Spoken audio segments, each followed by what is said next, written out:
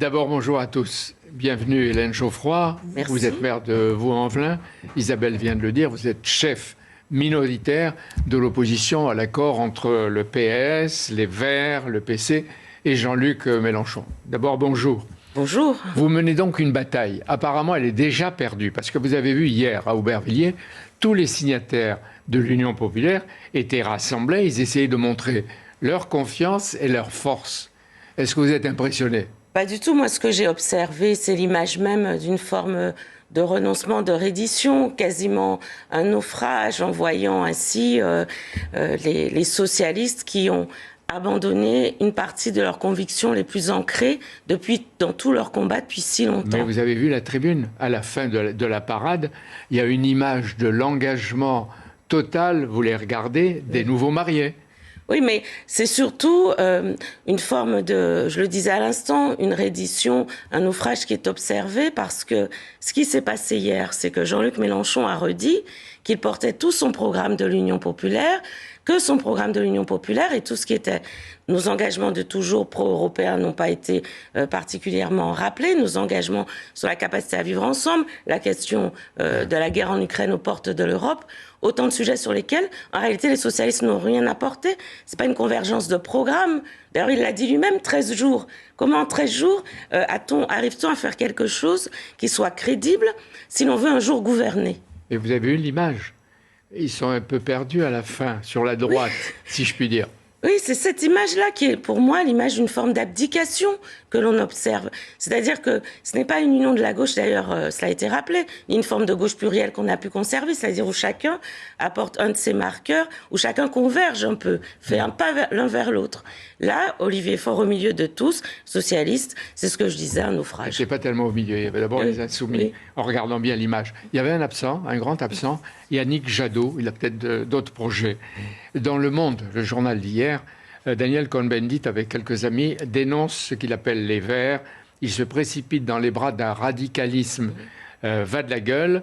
Et Daniel Cohn-Bendit ajoute, c'est un accord qui est une escroquerie. Est-ce que vous signeriez ça, qui est très exagéré ? Probablement. C'est un accord qui est une forme d'escroquerie, parce qu'en réalité, ce qui a été fait, c'est se dire comment se répartissent des circonscriptions, dont certaines sont sur des terres socialistes sur lesquelles vont être parachutés un certain nombre de candidats de la France insoumise. Quand on veut gagner une majorité, on part à la conquête de territoires tenus par la droite, par la République en marche. C'est pas ce qu'a fait la France insoumise. Elle nous a réservé ces territoires-là et elle vient sur les terres où il y a déjà le peuple de gauche. Exemple ? Oui, c'est le cas. C'est le cas dans ma circonscription. C'est le cas à la circonscription de Villeurbanne, la métropole de Lyon. Ça va être le cas dans la circonscription que nous avons aussi dans les Bouches-du-Rhône. J'ai des remontées des militants du terrain en Dordogne, en Occitanie, des remontées des militants du terrain qui disent. Mais qui l'a mis en Villeurbanne ?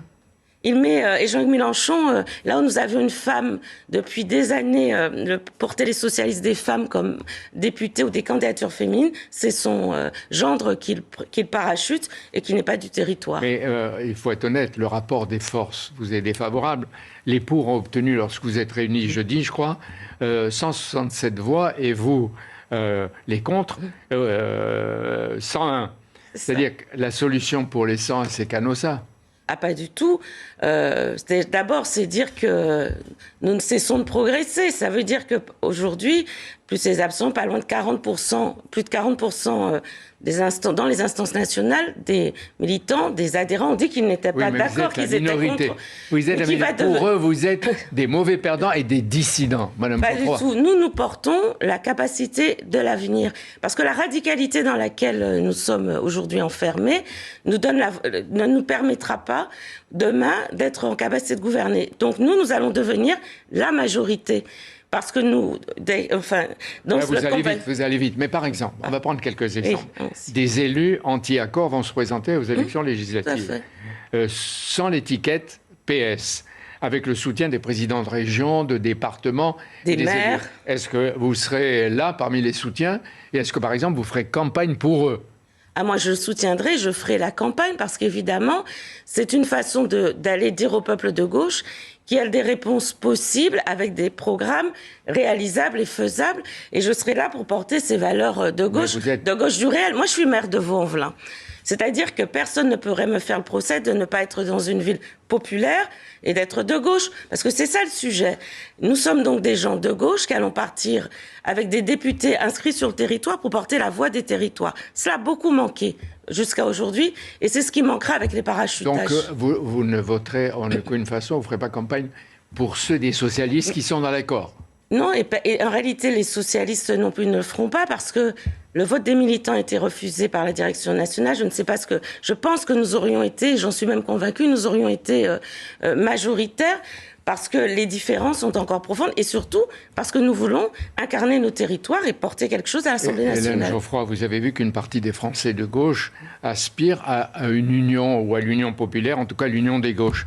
Et ils sont même favorables à Jean-Luc Mélenchon à Matignon. 167, même des socialistes, croient qu'il doit aller comme Premier ministre. Et si jamais ça se produit qu'il y a une majorité, vous le soutenez? Où est-ce qu'il ira? Mais il n'ira pas, et de toute façon, la capacité de gouverner n'existe pas, puisqu'il n'y a pas eu d'union sur un programme et de réflexion sur ce qu'on porterait au pouvoir. Les différences existent, elles sont toujours là, elles sont toujours importantes. Mais qu'est-ce que vous en savez? Vous dites qu'il n'ira pas, il n'arrivera pas. Moi, ce que je dis aujourd'hui, c'est que la radicalité dans laquelle il s'inscrit, la radicalité des propositions qu'il propose, et je peux y revenir évidemment, fait que je comprends l'aspiration à l'union de la gauche et je comprends que les gens qui souffrent aient besoin d'un débouché.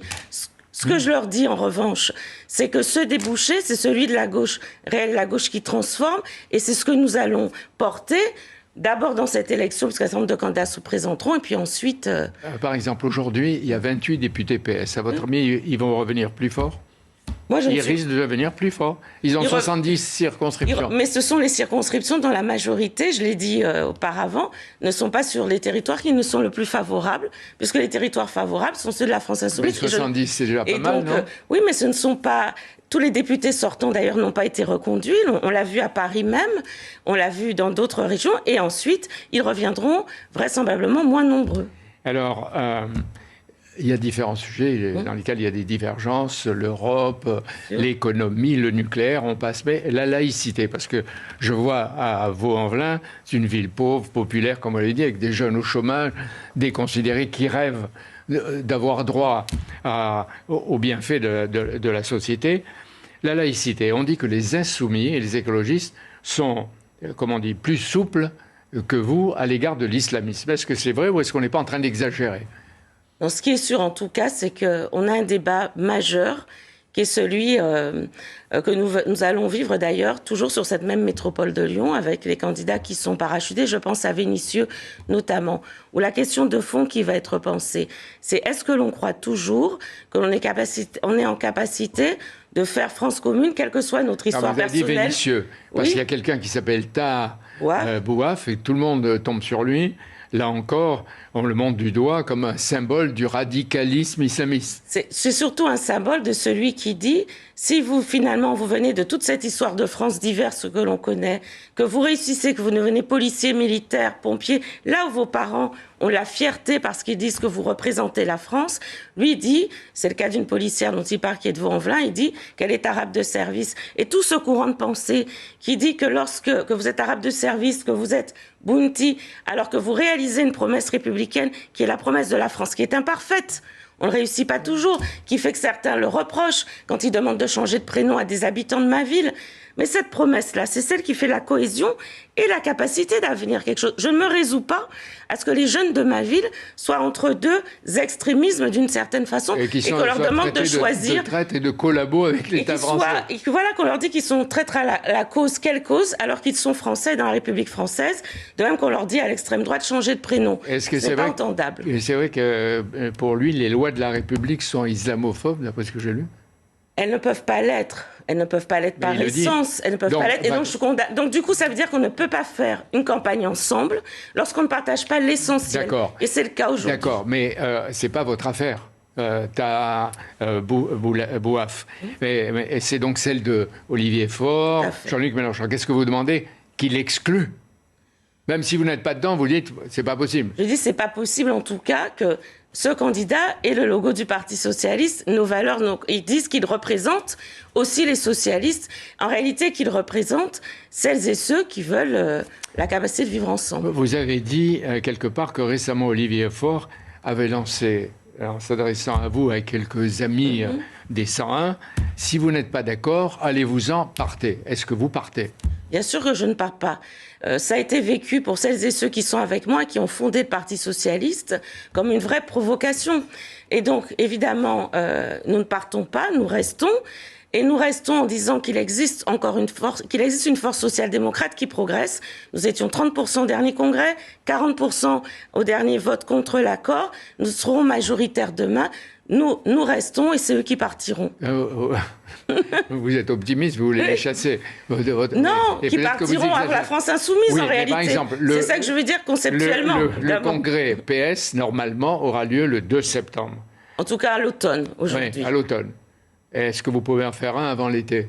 En tout cas, je pense qu'il sera nécessaire avant l'été que l'on puisse entrer dans cette phase de congrès, de clarification. Et c'est ce que je demanderai au sortir des législatives. Et les 101, vous rendez votre carte ? Je ne sais pas, d'abord, donc vous ne quittez pas le... moi, je ne rends pas ma carte. Et vous ne rendez pas la carte comme Bernard Cazeneuve ? Non, je ne rends pas. Il quitte. Oui, ce qui est un regret parce que c'est un grand socialiste et puis qui a été là au moment où la France vivait les choses les plus dures au moment des attentats et qui a contribué à tenir debout le pays.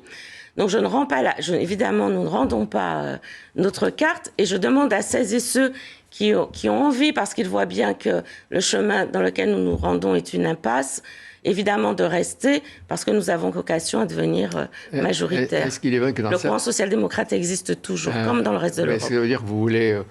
est-ce que c'est pas mieux de refonder un parti ou un mouvement social-démocrate environnemental plus moderne ? On va refonder le Parti socialiste. C'est à la fois un héritage, une histoire, des grandes conquêtes sociales que personne ne nie aujourd'hui, je crois bien. C'est aussi une capacité d'avenir et c'est évidemment cette refondation que j'appelle de mes voeux et je pense que nous la construirons à partir de ce congrès qui sera un congrès de refondation pour le PS. Vous avez parlé de Vaux-en-Velin, de ce qui s'y passe. Est-ce qu'il est vrai qu'à Vaux-en-Velin et dans certains quartiers de France, les imams et les associations font un travail clandestin? Est-ce que, par exemple, il y a des pressions chez vous et est-ce que vous l'accepteriez que dans les piscines municipales, il y ait le burkini? On peut être très clair. Vous voyez, j'ai gagné la ville de Vaux-en-Velin à un moment où il y avait tous les débats sur la question du mariage des personnes de même sexe. On m'avait dit, dans une ville populaire comme la vôtre, dans une ville où il y a plusieurs pratiques religieuses, jamais cela ne sera accepté. Ben, vous voyez, les habitants de banlieue, ils sont républicains par essence. Et ce que je reproche justement à la France insoumise, à une frange de cette gauche radicale, c'est de nous vouloir nous ramener en permanence à une religion, à une couleur de peau, comme si c'était notre seule définition. Et donc, à Vaux-en-Velin, nous serons républicains, laïcs, de gauche, socialistes et en capacité de transformer la vie du quotidien des gens. Et je rappelle que vous avez enlevé la mairie à des communistes qui la dirigeaient depuis 85 ans. J'ai l'impression qu'ils vont vous entendre. Je veux dire que vous êtes chercheuse. Oui. Vous êtes, si j'ai bien vu, docteur en séisme de faible amplitude. Ben, ça tombe bien. C'est un petit séisme ou c'est un grand séisme? Je pense que c'est un grand séisme et comme tout séisme, vous avez raison, je suis doctorat, comme tout séisme, il y aura des répliques et pendant ces répliques-là, nous serons présents pour emmener une vraie gauche de transformation et je dis aux sociodémocrates, vraiment j'insiste là-dessus, la flamme existe, nous allons la porter, rester et nous allons gagner le prochain congrès. En vous écoutant, vous savez ce que je pense? Il ne faut pas se fier aux voix douces. Merci d'être venu de Vaux-en-Velin, parce que vous y retournez. Pour les cérémonies patriotiques du 8 mai. À très bientôt. Merci beaucoup.